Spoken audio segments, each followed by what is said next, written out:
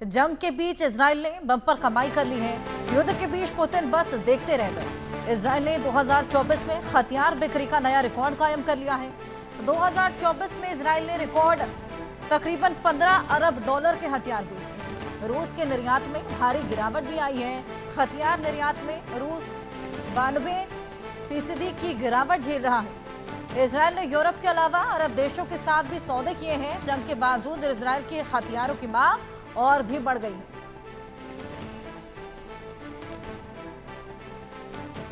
युद्ध में उलझने से देखिए रूस को खासा घाटा हो रहा है। रूस की हथियार बिक्री लगभग खत्म हो चली है।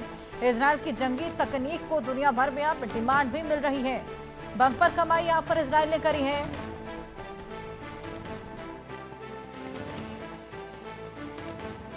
तकनीक को दुनिया भर में डिमांड मिलने लगी है। रूस में 92% की गिरावट। वहीं यूरोप के साथ इजराइल अरब देशों के साथ साझा किया है। जंग के बावजूद इजराइल के हथियारों की मांग बढ़ गई है। युद्ध में उलझने से रूस की हथियार बिक्री लगभग खत्म हो चली है। वहीं इजराइल की जंगी तकनीक जिसकी डिमांड यहां पर खासा बढ़ गई, दुनिया भर में डिमांड है। रूस हथियार निर्यात में गिरावट झेल रहा है। वहीं इजराइल ने अपने इतिहास की सबसे बड़ी डिफेंस डील्स कर डाली, यानी कि इजराइल की बम्पर कमाई और रूस को खासा घाटा। गाजा युद्ध, वैश्विक आलोचना और कूटनीतिक अलगाव के बावजूद इजराइल ने 2024 में हथियार बिक्री का नया रिकॉर्ड बनाया है।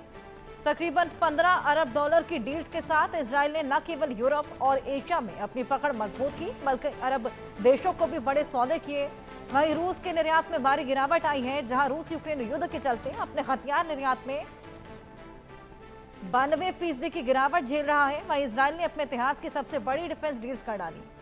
2024 में इजराइल ने रिकॉर्ड 15 अरब डॉलर के हथियार बेचे, जबकि वह खुद गाजा से लेकर सीरिया, लेबनान, यमन और ईरान तक जंग लड़ रहा है। इजराइल के रक्षा मंत्रालय के अनुसार 2024 में डिफेंस एक्सपोर्ट्स और एक्सपोर्ट्स में 13% बढ़ोतरी दर्ज की गई है। 2023 में यह आंकड़ा 13 अरब डॉलर था, जो कि 2024 में 15 अरब डॉलर तक पहुंच गया है। युद्ध और अंतर्राष्ट्रीय आलोचनाओं के बावजूद इजराइल के हथियारों की मांग अब और भी ज्यादा बढ़ती जा रही है। बम्पर कमाई इजराइल कर रहा है।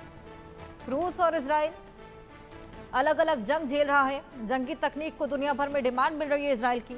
वहीं युद्ध के चलते रूस के हथियार निर्यात में खासा गिरावट, खासा नुकसान यहां पर रूस झेलता हुआ नजर आ रहा है।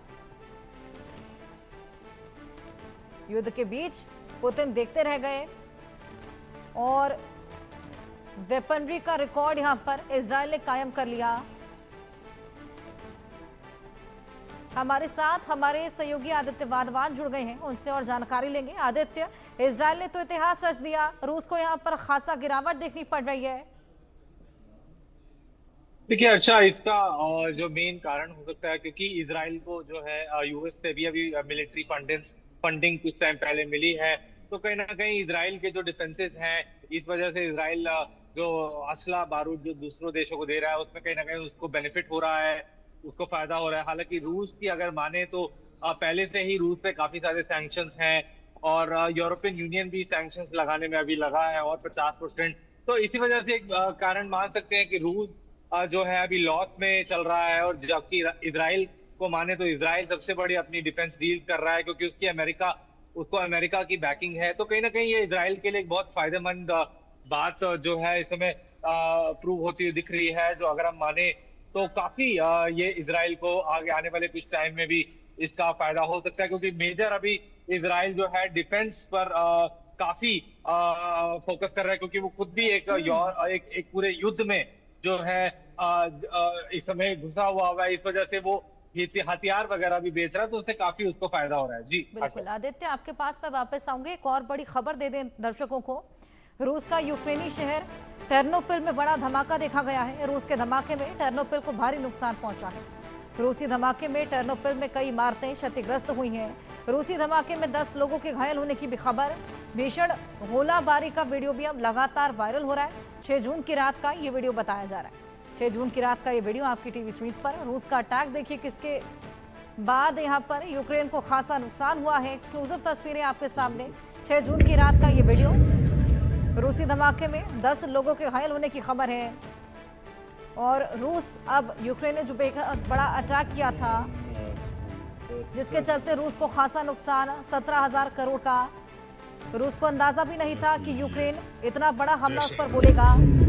जानकारी ये भी मिली थी कि 18 महीने से प्लानिंग की गई थी, जिसके बाद उस बड़े धमाके को अंजाम दिया गया था, जिसके बाद रूस दहल उठा था और पुतिन में भी खासा बौखलाहट देखी गई थी। लेकिन अब लगातार रूस रिटेलिएट कर रहा है और सभी को डर बस इसी बात का कि कहीं ये पूरी जंग परमाणु जंग में ना तब्दील हो जाए। फिलहाल ये धमाका रूस की ओर से किया गया, जिसके चलते यूक्रेन को खासा नुकसान, 10 लोग यहां पर घायल हुए हैं, ये खबर सामने आई है। और किस तरीके से इस धमाके को अंजाम दिया गया, ये आप अपनी टीवी स्क्रीन पर देख सकते हैं। हमारे साथ हमारे सहयोगी आदित्य लगातार जुड़े हैं, उनके पास चलेंगे। आदित्य, लगातार रिटेलिएशन किया जा रहा है रूस की ओर से, लेकिन अभी भी सभी को यही डर है कि कहीं ये जो पूरी जंग है ये परमाणु जंग में ना तब्दील हो जाए। जी बिल्कुल, अगर आप देखेंगे तो अब ये रशिया यूक्रेन का जो युद्ध है काफी एक्सकेलेट हो चुका है। बार बार दोनों तरफ से ही रिटेलिएटरी अटैक्स हो रहे हैं और उसे रुकने की सबसे बड़ी जो दिक्कत वाली बात है कि रुकने का नहीं नाम ले रही ये रशिया यूक्रेन का युद्ध।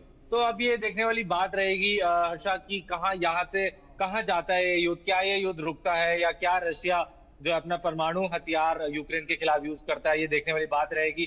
क्योंकि अभी ट्रंप एडमिनिस्ट्रेशन के भी माने तो वो भी इस पूरे मामले में विफल दिखाई नजर पड़ रहे हैं। जी अच्छा, बिल्कुल। ये अभी जो धमाका किया गया था 6 जून की रात, ये कहां पर हुआ था, कितने लोग इसमें, कितने लोगों को क्षति पहुंची थी इसमें आदित्य? जी काफी लोगों को इसमें क्षति पहुंची है। ये जो धमाका 6 तारीख को रूस में हुआ है, अब देखने वाली बात है एग्जैक्टली क्या इसको कितने लोग अभी घायल हैं और कितने मारे गए हैं, ये देखने वाली बात रहेगी। क्योंकि अभी अथॉरिटीज जो है ऑन ग्राउंड है, तो लगभग लेकिन स्थिति बहुत नाजुक दिख रही है as far as Russia Ukraine war is concern. अब देखना रहेगा अगर मध्यस्थता ज्यादा जल्दी प्रूव नहीं हुई तो ये जो युद्ध है रशिया यूक्रेन में ये कहीं भी जा सकता है। जी बहुत शुक्रिया आदित्य, हमारे साथ जुड़कर तमाम जानकारियां